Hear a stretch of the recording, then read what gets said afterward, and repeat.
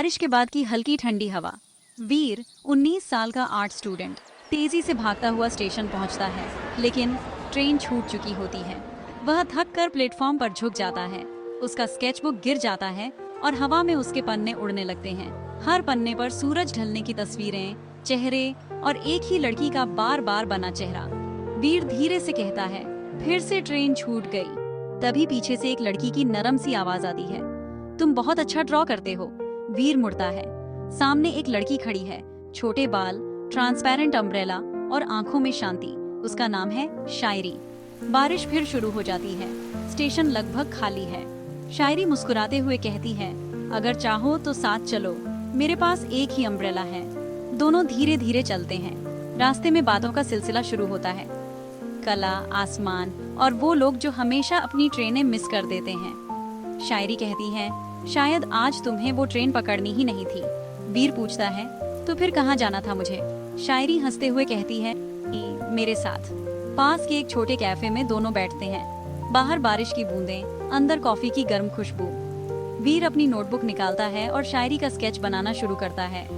शायरी शांत बैठी रहती है, बस उसकी आंखों में हल्की शर्म और मुस्कान होती है। कुछ देर बाद वह स्केच दिखाता है। स्केच में शायरी बिल्कुल रियल लग रही है, जैसे सांस ले रही हो। शायरी धीरे से कहती है, ये खूबसूरत है, पर थोड़ा उदास क्यों? वीर थोड़ी उदासी के साथ जवाब देता है, क्योंकि मुझे लगता है तुम जाने वाली हो। शायरी हैरानी से पूछती है, तुम्हें कैसे पता? वीर ने थोड़ी और उदासी से कहा, क्योंकि जो भी खूबसूरत होता है ज्यादा देर नहीं रुकता।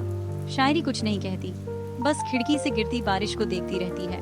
कैफे की घड़ी 11:11 दिखाती है। शायरी मुस्कुराती है और कहती है, आंखें बंद करो और एक विश मांगो। वीर आंखें बंद करता है। काश ये पल कभी खत्म न हो। जब आंखें खोलता है, सामने की कुर्सी खाली होती है।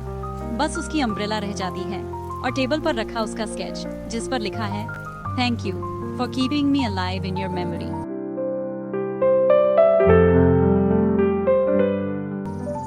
अगली सुबह वीर उसी स्टेशन पर लौटता है।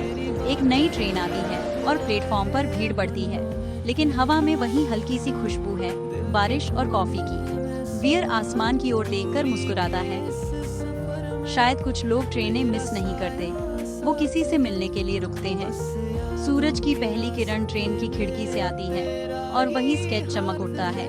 यादों के रास्ते हम दोनों चले, पल दो पल के गीत फिर से जी